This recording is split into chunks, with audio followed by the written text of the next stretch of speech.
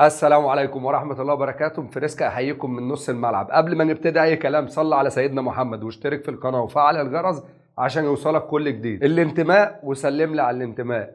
يوسف أسامة نبيه راح بيراميدز. لا ومش بس كده، ده الكابتن أسامة نبيه كمان بيأيده وبيدعمه وبيقول له معاك يا كوتش وامضي وزي ما أنت عايز تقول قول. والكابتن أسامة نبيه طالع في مداخلة مع مهيب بيقول لك إيه؟ أنا آسف يعني لو الراجل ما يعرفش مين أنا، لو الراجل أوسوريو ده ما يعرفش مين انا، اللي حواليه عرفوه. مين اللي حواليه؟ المساعدين، مدير الكوره، مسؤول عن الكوره. انا عارف ان دلوقتي في فتره فراغ وفي فتره عدم استقرار. اي حد يقول له ان التصرف ده تصرف غير احترافي. ولو ما حدش يعرفه هو ما يعرفش انا مين، وانا عارف ان هو ما يعرفش انا مين، ما يعرفنيش، هيعرفني منين الراجل؟ فاهمني ازاي؟ بس ده تصرف مش احترافي خالص. لما جالنا عرض في لعيب وهو بيلعب بعناه، لعيب وهو بيلعب بعناه، وكان النادي في الاحتياج اليه امام عاشور، لما جاله عرض وهو بيلعب ومكسر الدنيا ونجم مصر اتباع.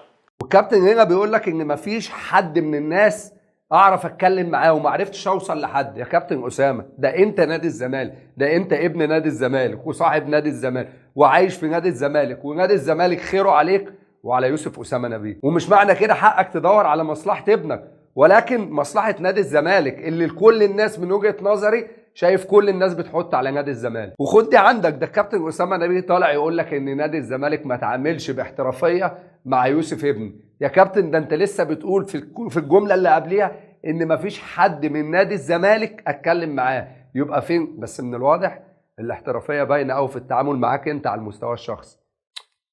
ما ينفعش كده، شيل الصوره دي يا ابني.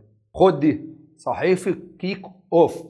على فكره مش انا سعاده المستشار، ده هي الصحيفه اسمها كده، لا يتعمل فيها زي ما حصل مع كهربا. الصحيفه دي بتقول لك ان الزمالك في دماغه بيتسو موسيماني، ولا بيتسو موسيماني في دماغه الزمالك. هي ايه يا عم؟ عارف انت فكرتني بمقوله ايه؟ او واحد كان بيقول لي صاحبنا ايه، روح يا فريرة تعالى يا اسامه، روح يا اسامه تعالى يا فريرة، ودوخيني يا لمونه دوخيني، ونادي الزمالك اللي بيحاسب. وبعدين بقى مع الناس في السعوديه، حتى بيرس تاو، يعني الراجل بقى لنا اكتر من سنتين ما شفناش منه حاجه، ويوم ما يجي عم بيرس تاو يتالق مع النادي الاهلي هوب مفاوضات مع بيرس تاو. ولكن بصوا بقى مسؤول النادي الاهلي راحوا باصين كده لبيرس تاو ورد على طول قاسي، قالوا له رضينا بالهم والهم مش راضي بينا. جمهور الاهلي قاعد مستحمل بيرس تاو سنتين، وفجاه بيرس تاو بيتالق، وفجاه بيرس تاو هيركب الناقه. تريزيجيه على طول جنب اخوك كريستيانو رونالدو كده، واركب وشد الحزام، والدوري السعودي من الواضح هيقلب على الدوري الانجليزي. عرض لتريزيجيه ب 6 مليون دولار.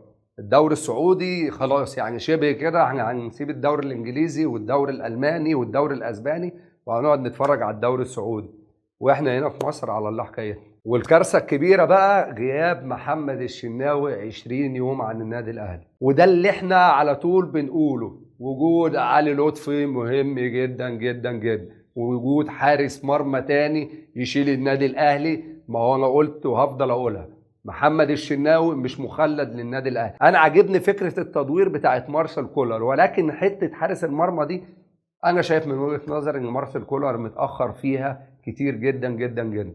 وما تنساش يا عمنا تشترك في القناه وتفعل الجرس عشان يوصلك كل جديد. سلام عليكم.